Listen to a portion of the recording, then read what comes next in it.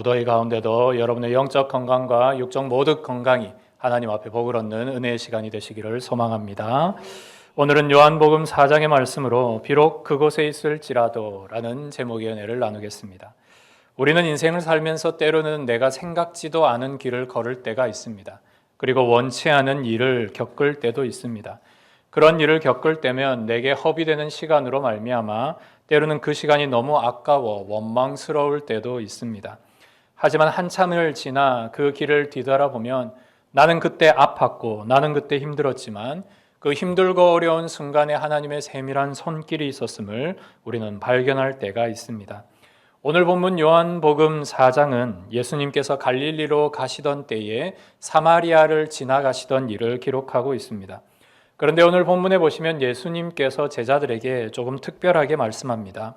우리가 사마리아를 통과해야 하겠는지라. 오늘 여기에 있는 통과해야겠다라는 말의 원어의 뜻은 의도를 가지고 그것을 반드시 가야만 한다는 어떤 목적을 담고 있는 단어를 씁니다. 왜 예수님은 사마리아를 가야만 했을까요? 그리고 그곳에서 어떤 일을 만났을까요? 오늘 그 일을 예수님의 관점에서 먼저 생각해 보려 합니다. 사마리아라는 곳은 조금 특이한 곳입니다. 아수르가 북이스라엘을 정복한 후 이 사마리아 땅에 많은 이방 민족을 이주시켰습니다. 그래서 이곳에는 유대인과 이방 민족의 혼혈인들이 많았고 그렇게 혼합된 여러 종교들이 많았습니다. 심지어 그곳에 있는 그리심산에 자신들만의 성전, 자신들만의 예배할 처소를 만들어 이 일 때문에 유대인들과 아주 큰 다툼이 일어나고 심지어는 전쟁과 같은 일도 일어나며 반목이 계속되었습니다. 그래서 유대인들은 사마리아인들과는 상종도 하지 않고 그들의 땅에 들어가지도 않습니다. 비록 그 길이 지름길이라 할지라도 먼 요단강 동쪽 편을 건너서 그렇게 쭉 돌아서 갑니다. 그런데 오늘 본문의 예수님은 그 길을 돌아가지 않으십니다. 그리고 예수님은 그곳에 사마리아의 수가라는 지역을 가시며 그곳에 분명한 어느 목적을 가지고 이것을 지나가고 있음을 이야기하고 계십니다. 그 이유는 다름 아닌 한 사람을 만나기 위함입니다.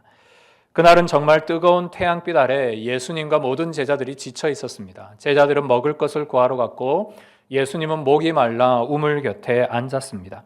그때 사마리아의 한 여인이 와서 이 우물물을 뜨러 오는 장면이 나옵니다.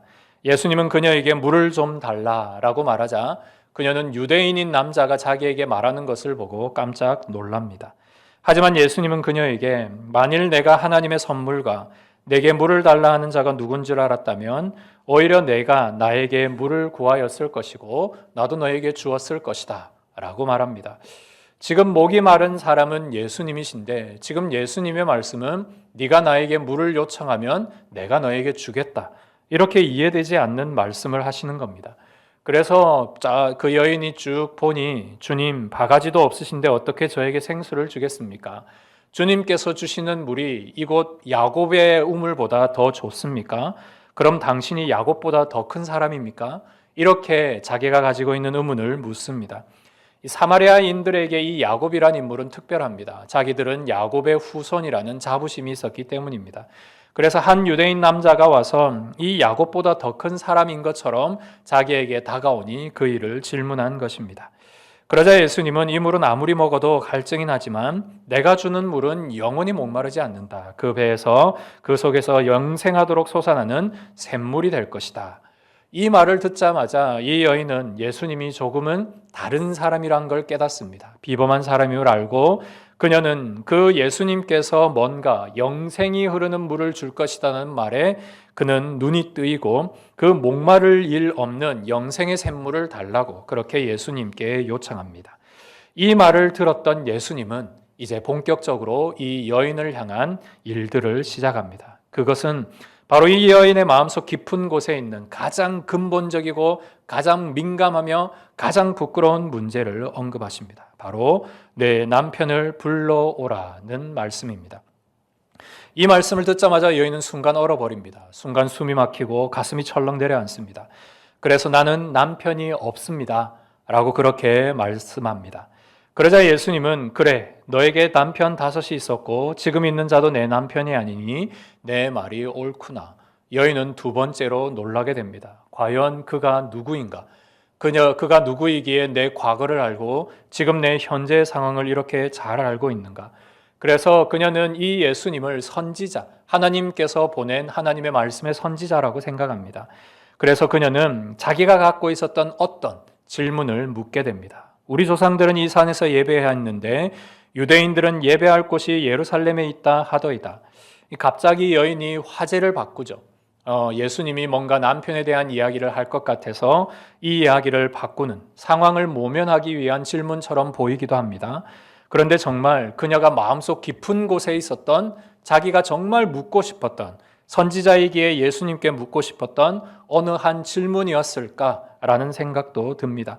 그런데 이 질문에 대해 예수님의 대답을 보면 그녀가 예배에 대하여서 어느 정도 깊은 마음과 진심이 있다라는 사실을 발견합니다. 그래서 예수님은 그녀 마음속 깊은 곳에 있는 예배에 대한 갈증을 해결해 주시기 위해 예배는 어떻게 드려야 함을 이렇게 말씀합니다. 하나님께 예배하는 자는 영과 진리로 예배해야 된다. 하나님은 오늘도 예배하는 자를 찾으신다.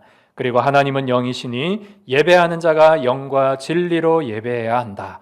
라는 우리에게 아주 중요한 예배의 지침을 가르쳐 주십니다. 이 말을 하시고 예수님은 비로소 그녀에게 말씀합니다. 내가 네가 그토록 기다리고 있던 메시아니라. 오늘 이 말씀은 대단히 성경적으로 중요한 이야기입니다. 왜냐하면 우리가 예수님의 사역 후반부에는 예수님이 메시아인 것을 제자들에게도 이야기하고 주변에 있는 많은 사람들에게 계속 이야기하지만 예수님 사역 초기에는 가나의 혼인잔치처럼 아직 예수님의 때가 되지 않았고 그 메시아임을 밝히 드러낼 때가 아니었습니다. 그럼에도 불구하고 예수님은 이 사마리아라고 불리는 이 땅에 그것도 이 한 여인에게 오셔서 내가 곧 네가 기다리고 있는 메시아다 라고 말씀하고 계시는 겁니다. 이 말씀을 들은 첫 번째 여인이 바로 이 수가성의 여인입니다. 그러니까 이 말씀이 얼마나 중요한지 모릅니다. 이렇게 놀라운 대화가 이어가고 있는 것이 오늘 우리가 본 요한복음 4장의 전반부의 이야기입니다. 여기까지의 이야기를 우리가 예수님의 관점에서 좀 생각해 보았다면 이제는 우리가 여인의 관점으로 좀 옮겨서 생각해 보겠습니다. 오늘 우리가 이 본문을 그냥 객관적으로 본다면 이 여인에게는 이미 먼저 5명의 남편이 있었습니다. 그리고 지금 살고 있는 남자와도 혼인관계가 아닌 삶으로 살고 있는 어쩌면 부도덕한 여인처럼 보입니다. 그러하기에 사람들의 눈을 피해 그 한낮에 아무도 없는 곳에 이 우물을 뚫어 왔음을 우리는 짐작합니다. 그런데 여러분, 성경을 보면 조금 이상한 부분을 발견합니다. 먼저 성경 어느 곳에도 이 여인이 부도덕하다, 예수님이 직접 그 여인에게 있는 부정함에 대해 언급하고 있는 부분은 단 한 구절도 없다는 사실입니다. 복음서의 말씀을 보면 여인들이 등장할 때 남자나 여인이나 할 것 없이 어떤 사람들이 등장하면 그 사람이 무슨 상황인지를 이야기합니다. 왜 병에 걸렸는지, 왜 귀신이 들렸는지, 왜 지금의 상황이 있었는지에 대해서 짧은 글이지만 그 사람에 대해 이야기를 합니다. 그런데 오늘 본문에는 본문 자체에도 예수님의 말씀에도 그녀에 대한 부도덕함을 지적하는 부분이 단 한 구절도 없습니다. 그리고 우리가 생각할 때 지금 이 현대 사회에도 5명의 남편을 두고 6번째 남자와 사는 일이랑 사실적으로 불가능합니다. 아무리 재력이 있고 아무리 권력이 있어도 그렇게 많은 결혼을 하는 것은 정말로 보기 드문 일입니다. 하물며 우리 이조 조선시대보다 더 엄격했다라고 말하는 2000년 전 유대 사회에서 여인이 자기가 원하는 대로 남자를 계속 바꾸어 만나며 결혼할 수 있었다? 이것은 불가능한 일입니다. 그리고 그녀의 대답에서 우리는 대단히 이 여인이 영적으로 깊은 여인임을 우리가 알게 됩니다. 그녀는 단순히 목마름을 이야기하지 않고 자신의 영혼 속에 있는 깊은 영적인 목마름을 해결해 달라고 영생의 생명수를 달라고 예수님께 구합니다. 그리고 진정한 예배의 회복을 질문하고 있었고 이 모든 일들을 이루어내실 예수님이 메시아임에 대한 그 소망까지 갖고 있었습니다. 그러니 그녀는 단순한 문제를 안고 있는 그런 세상적인 부도덕한 여인이며 그렇게 우리가 쉽게 보고 쉽게 말할 수 있는 사람이 아니었다라는 것을 봅니다. 무엇보다 우리가 다음 시간에 보겠지만 28절 이후에 그녀의 모습과 그리고 그녀의 모습을 보는 마을 사람들의 반응을 보면 대단히 의외입니다. 만약 그녀가 부도덕한 여인이었으면 많은 사람들에게 늘 손가락질 당했을 겁니다. 어떻게 저렇게 남자들을 많이 밝히며 살아갈까? 그녀의 말을 듣지도 않았을 것이고 그녀의 어떤 행동에도 동의하지 않았을 겁니다. 그런데 놀라운 것은 그녀가 그 마을 사람들을 만나자마자 자기의 과거를 얘기합니다. 내 과거를 모두 알고 있는 선지자 메시아를 만났다. 그분이 나의 모든 인생의 문제를 해결해 주시고 우리의 모든 예배의 문제를 해결해 주시겠다 말씀한다. 이 이야기를 마을 사람들이 귀담아 듣습니다. 평소에 그녀가 부도덕했다면 이 상황이 이루어지지 않죠. 그런데 마을 사람들이 그녀의 말에 귀를 기울였고 심지어는 그녀가 예수님이 있다고 하는 곳까지 많이 찾아오게 됩니다.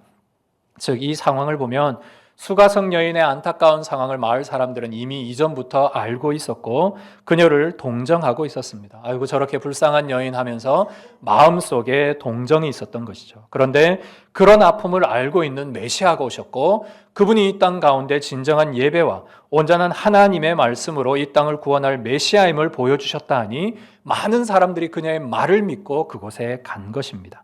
이 모든 이야기를 종합해보면 재혼도 정말 힘든 이 유대 사회에서 5명의 남편이 있었다는 것은 그녀에게 엄청난 과거가 있었다는 것을 의미합니다. 예를 들면 남편이 결혼했는데 죽었거나 아이를 낳지 못해서 쫓겨났거나 부당한 이유로 이혼을 요구받았을 수도 있습니다.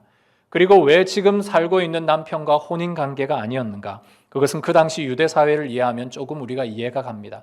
당시 유대 사회에는 첩을 둘 수 있었습니다. 결혼 관계가 아닌 첩을 두어서 그렇게 함께 살아갈 수 있었는데 그녀에게 생계가 어려울 수 있는 가능성이 많습니다. 그래서 그 집에 얹혀 살면서 그냥 사실혼 관계가 아닌 그냥 그 집에서 살아가는 한 여인으로 받아달라고 그렇게 했을 수 있습니다. 그러니 남편은 아니었던 것이죠. 그러니까 이 남자는 그녀에게 아주 쉽게 대했을 겁니다. 이전에도 5명의 남편이 있었을 만큼 그녀의 삶이 어렵고 힘들었기에 그냥 그녀를 쉽게 함부로 대했을 겁니다. 그러니 물이 없으면 한낮에도 가서 물을 떠와 라고 할 만큼의 일이었을 것이고 그러기에 그녀는 이 대낮 한낮에 그 더운 여름을 뚫고 물을 기르러 왔어야 했던 것입니다. 그러니 그녀는 이런 자신의 상황들을 안고 늘 기도하려고 했겠죠. 하나님 앞에 자신의 상황을 하나님 앞에 아뢰기를 원했을 겁니다. 그런데 여러분 큰 문제는 사마리아에 성전이 없습니다. 더더욱 큰 문제는 예루살렘에 성전이 있지만 사마리아인은 그리고 사마리아인 중에 그 여인은 결코 성전에 갈 수도 없습니다. 그러니 그리심산의 제단에서 그녀는 기도했겠죠. 하나님 제 인생이 왜 이렇습니까? 저도 남들처럼 그냥 따뜻한 가정을 갖고 싶은데 제게는 그것이 너무나 과분한 것입니까? 그렇게 그녀는 수년 동안 눈물로 기도하며 그렇게 지금까지의 세월을 지내왔던 것입니다. 그런데 어느 날 자신의 그런 어렵고 힘든 아픔 상황 가운데 예수님이 찾아오신 것이죠. 자신의 인생에 끊임없는 목마름, 자신의 인생에 채워지지 않는 그 인생의 문제를 예수님께서 친히 오셔서 해결해 주시겠다라고 말씀합니다. 그리고 나는 지금까지 그리심산에서 기도하고 예루살렘 성전도 가보지도 못했지만 예수님이 말씀하시기를 영이신 하나님이시기에 네가 어느 곳에 있든지 영으로 주님께 예배하면 된다. 네가 있는 그곳이 예배의 처소이고 네가 있는 그곳이 곧 성전이다 말씀하시는 것이죠. 그리고 네가 그토록 인생에 바랬던 메시아, 네가 그토록 소망했던 메시아가 바로 나다고 하시니 그녀의 모든 인생의 문제가 오늘 예수님을 만남으로 한순간에 해결이 된 것입니다. 그래서 예수님께 이 기쁜 소식을 가득 안고 그녀는 마을로 달려가 내가 메시아를 만났다. 내 인생을 알고 내 인생의 문제를 해결해 주실 그 예수님을 만났다라고 그 기쁜 소식을 마을 사람들에게 전했던 것입니다. 성도 여러분, 오늘 요한복음 4장의 이야기는 이처럼 세상의 이야기와 세상의 편견과 세상이 보는 객관적인 관점과 대비되는 예수님의 모습을 우리에게 잘 보여주고 계십니다. 여러분 세상은 언제나 성공을 바라고 있습니다. 그 성공한 사람들의 이야기를 좋아합니다. 그래서 성공한 사람들의 이야기를 따라 우리도 성공하려고 합니다. 그런데 예수님의 모습을 보시면 상처 입은 사람을 좋아하시고 문제 있는 사람을 먼저 찾아가십니다. 성경에는 이런 사람들로 가득합니다. 아브라함과 야곱이 그러했고 룻과 한나가 그러했으며 베드로와 그리고 바울이 그러했습니다. 오늘 하나님을 만난 사람들의 이야기가 성경 속에 가득합니다. 그런데 어느 누구도 그들이 먼저 하나님을 찾은 사람이 없었고 하나님이 직접 그들을 향해 찾아가신 이야기들입니다. 예수님은 이처럼 세상 사람들의 관점으로, 세상 사람들의 편견으로 그녀를 정죄하거나 어떤 생각으로 판단하며 낙인하지 않았습니다. 오히려 그녀의 상처를 안아주시기를 원했고 그녀의 마음속 깊은 곳에 있었던 이 문제들을 치유하시기 위해 이곳 사마리아로 온 것입니다. 이런 예수님의 모습을 통해 주님은 어떤 심정으로 그리고 어떤 마음으로 어떤 생각으로 사역하시며 우리를 대하시는지 오늘 본문을 통해 예수님의 사역에 일하시는 원리를 세 가지로 정리해 보려고 합니다. 첫 번째는 예수님은 길이 아니라 영혼을 택하시는 분이십니다. 우리는 어떤 일을 할 때 지름길을 선택합니다. 이 길로 가면 빨리 성공하고 이 길로 가면 빨리 부자가 되고 이 길로 가면 뭔가 세상 사람들보다 뭔가 많은 것을 얻기를 원하며 그 길을 빨리 가기를 원하지만 주님은 돌아서라도 그 길을 가려고 합니다. 가장 불편한 길을 택하십니다. 왜냐하면 주님께는 빨리 가는 그 어떤 길보다 그 길에서 누구를 만나느냐를 더 중요하게 생각하시기 때문입니다. 예수님의 사역의 가이드는 지도가 아닙니다. 우리는 내비게이션을 켜고 빠른 지도의 일들을 보고 빨리 가기를 바랍니다. 인생의 일들도 마찬가지고요. 하지만 예수님을 움직이는 원리는 지름길이 아닙니다. 예수님을 움직이는 원리는 두 가지입니다. 이것이 하나님 아버지의 뜻인가? 그리고 내가 사랑하는 그 사람들의 이야기인가? 그것이 예수님의 마음을 움직이시고 예수님의 길을 움직이십니다. 예수님은 오늘 이 만남을 이미 태초부터 계획하시고 준비하고 계셨습니다. 여인에게는 오늘 이 날도 어제와 똑같이 물길로 오는 또 다른 한 날이지만 예수님은 이 날을 수천 년 동안 기다리시며 그녀와의 만남을 지금까지 기다리고 계셨던 것입니다. 그리고 드디어 오늘 그녀를 만난 것이죠. 이것이 여러분 얼마나 큰 은혜입니까? 여러분 우리가 예수님을 알아서 예수님을 찾았습니까? 하나님을 알아서 우리가 하나님의 진리의 말씀을 찾아 하나님을 우리가 먼저 찾았나요? 우리가 예수 그리스도의 이름으로 주님 앞에 먼저 기도했습니까? 아닙니다. 우리에게 하나님이 먼저 찾아와 주시고 그 주님께서 예수 그리스도의 은혜를 우리에게 허락해 주셔서 우리가 하나님을 아버지라 부르고 그 예수 그리스도의 은혜를 우리가 경험하며 오늘도 주님 앞에 이렇게 예배를 드리고 있습니다. 나는 오늘도 지름길을 찾고 있지만 주님은 아골 골짜기 그 빈들에서 울고 있는 나를 위해 친히 이곳에 찾아오신 것입니다. 예수님의 은혜로 우리가 지금 이곳에 있는 줄 믿습니다. 오늘 그 일을 항상 감사하시며 은혜 안에 감격하시는 그런 복 있는 인생이 되시기를 소망합니다. 두 번째로 예수님은 실패하고 고립된 인생을 직접 찾아오십니다. 가늠하다 잡힌 여인의 이야기를 여러분 아실 겁니다. 그 당시에는 가늠하다 잡힌 여인에게는 돌을 들어서 그 자리에서 죽일 수 있었습니다. 합법적이었습니다. 하지만 예수님은 그녀를 어느 사람들과 비교하지 아니하고 정죄하지 않았습니다. 대신 그녀에게 새 생명을 주고 다시는 그런 죄를 짓지 않도록 거룩한 인생을 다시 한번 허락해 주십니다. 오늘 사마리아 여인에게는 정말 말할 수 없는 고통이 있었습니다.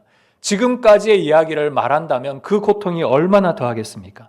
우리 인생의 말로 이야기하면 정말 지지리도 복도 없는 여인입니다. 그런데 어떻게 이렇게 안 돼도 그렇게 안 될 수 있는 인생 속에 그녀가 유일하게 잡고 있었던 것은 하나님, 주님께서 내 인생을 한 번만 붙잡아 주시면 내 인생이 나을 수 있습니다라는 그 기도의 끈이었습니다. 그러니까 그녀가 사마리아에서도 그 주님의 성전이 없어도 그 기도의 처소에서 그 우상들이 가득한 그 사마리아에서 오직 하나님의 이름을 부르고 하나님께 자기의 인생을 구할 수 있었지 않았겠습니까? 여러분, 그런 인생을 살아갔던 여인, 그런 인생이 오늘 우리 주변에도 있습니다. 지금 이 시간 여러분들에게 한 사진을 보여드리려고 합니다. 오늘 이 사마리아 여인과 같은 인생을 살았던 우리 사람들이 우리 주변에도 있습니다. 지금 보여드리는 이 사람의 이름은 조니 에릭슨 타다라는 분입니다. 보시듯이 휠체어에 타고 있습니다. 이분은 17살에 다이빙을 하다가 그만 목이 부러져 온 육신이 마비가 되었습니다. 그리고 지금 70이 넘은 시간 동안 60년이 넘도록 휠체어에 타고 계십니다. 그녀는 사고가 나기 전에도 예수님을 믿었고 너무나 신실한 그리스도인이었습니다. 그녀의 한 가지 기도 제목은 소년 때부터 내가 주님을 깊이 만나기를 원합니다. 이게 자기의 가장 큰 기도의 제목이었습니다. 그런데 그 기도의 응답은 사지마비였습니다. 그런 조나는 실망했습니다. 하나님, 이게 주님 앞에 기도했던 결과입니까? 이게 제가 예수 믿었던 결과입니까? 너무나 실망했습니다. 그렇지만 그녀는 좌절하지 않고 하나님께서 내 인생에 원하신 뜻이 뭘까? 그렇게 막대기를 자기의 입에 물고 성경을 읽기 시작했습니다. 그러면서 기도합니다. 하나님, 내가 만약 죽을 수 없고 이렇게 살아있다면 어떻게 살아야 되는지 좀 가르쳐 주십시오. 나의 고난의 퍼즐을 어떻게 조립해야 하는지 주님 알려주십시오. 라고 그렇게 기도를 합니다. 그렇게 40년이라는 시간이 지나면서 그녀에게는 어떤 일도 일어나지 않았습니다. 손가락에 힘이 들어가거나 발에 힘이 들어가지 않았습니다.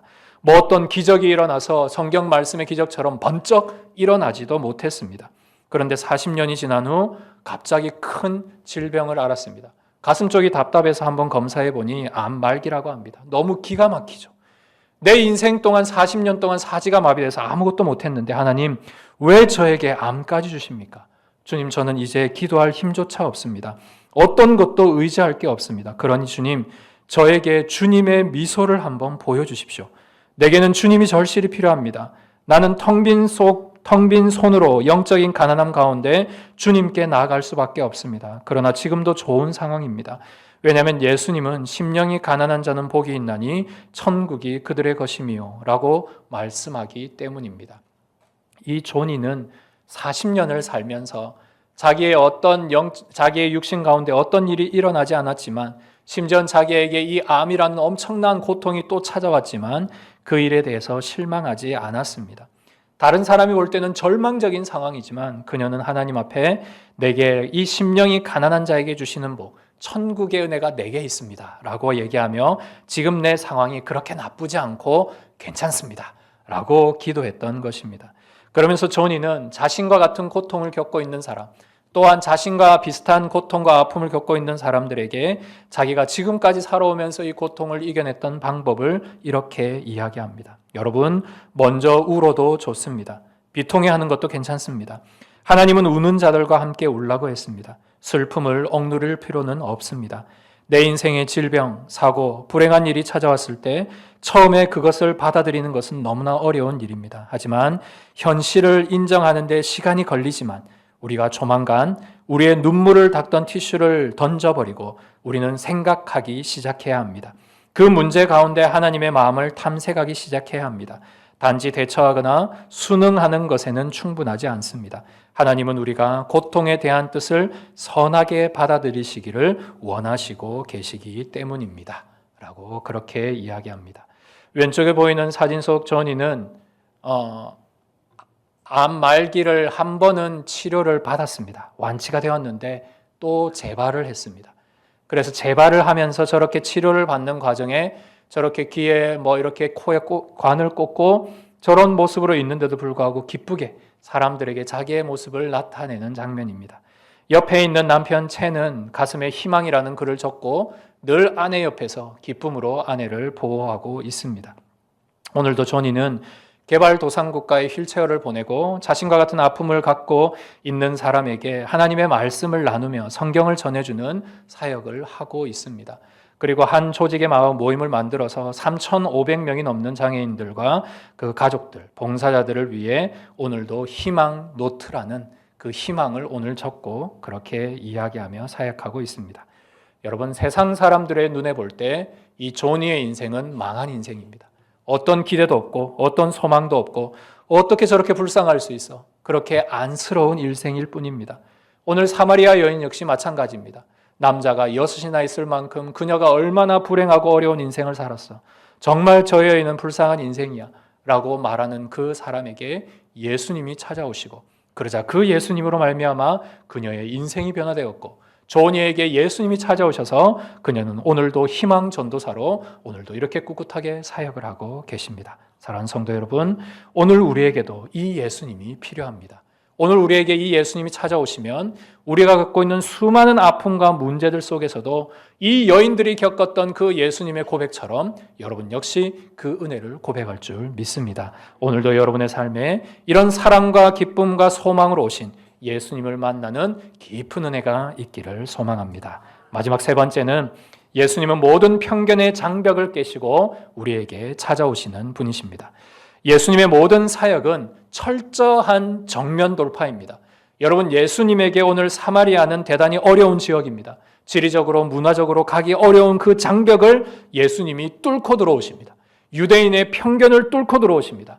많은 사람들이 여인에게 갖고 있는 편견을 뚫고 들어오시고 그 여인 속에 있는 깊은 문제를 뚫고 들어가셔서 그 여인 속에 있는 깊은 문제를 드러내시고 그 여인을 온전히 회복시켜 주시고 그 회복된 여인으로 말미암아 우리가 다음 시간에 보게 되겠지만 이 사마리아가 완전히 변화되는 놀라운 역사가 일어납니다.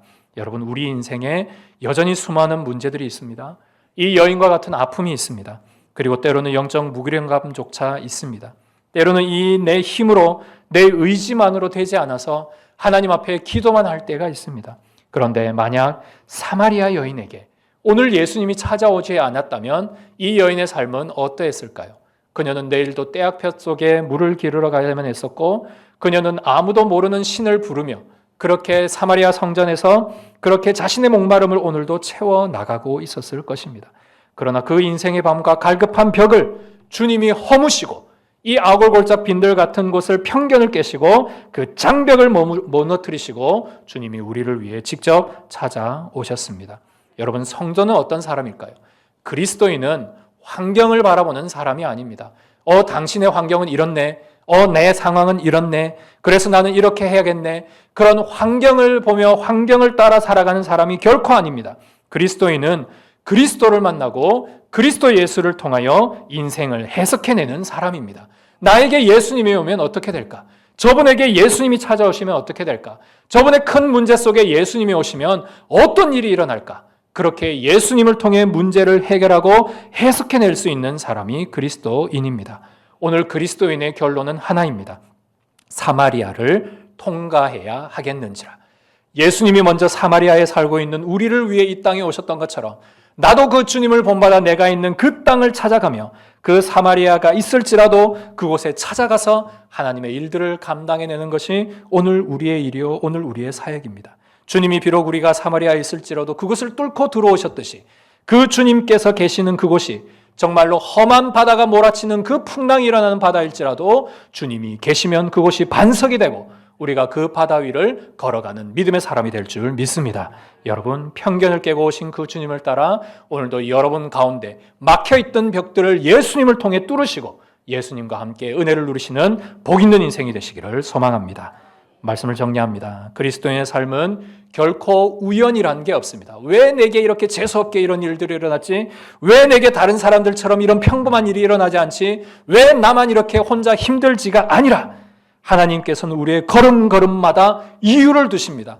비록 그 길이 아픔일 수도 있고 비록 그 길이 어려움일 수도 있고 비록 사마리아 여인처럼 정말 기구한 운명일 수도 있지만 여러분이 지금 서 있는 그 자리, 때로는 내가 이 시간 내가 원치 않을지라도 하나님은 그곳에 분명한 이유와 뜻을 두십니다. 그리고 그것을 친히 찾아오십니다. 그리고 여러분을 만나 주실 것입니다. 비록 나는 내 인생에 완벽한 계획을 세웠고 그 인생 속에 그 일이 이루어지기를 바라며 소망하며 오늘도 살고 있지만 때로는 경로를 완전히 이탈할 수도 있습니다. 왜 내게 이런 어려움이 있는지 원망과 좌절 또한 일어날 때가 있습니다. 하지만 여러분, 아까 봤던 조니처럼 결코 원망하거나 좌절하지 마십시오. 여러분, 내가 할 수 있는 일이 입에 연필을 무는 그 한 가지 일만 있을지라도 그 일을 통해 하나님께 영광이 되는 인생을 사시기를 바랍니다. 왜냐하면 예수 안에 있는 자에게는 결코 실패란 인생은 없기 때문입니다. 예수 안에 있는 자는 모든 것에 합력해서 선을 이루시는 하나님이 우리를 끝까지 붙잡고 계시기 때문입니다. 그 예수님을 만나십시오. 그 예수님을 만나면 여러분의 마음속에 생수의 강이 흘러 넘칠 겁니다. 그 예수님을 만나면 여러분의 모든 슬픈 과거가 사라지고 없어질 것입니다. 그 예수님을 만나면 영생의 소망이 끌어넘치고 천국을 향한 기쁨이 여러분들 가운데 가득하게 될 것입니다. 이 놀라운 기쁨을 누리시는 저와 여러분들이 되시기를 주의 이름으로 축복합니다. 우물가의 여인처럼 난 구했네. 함께 찬양하겠습니다.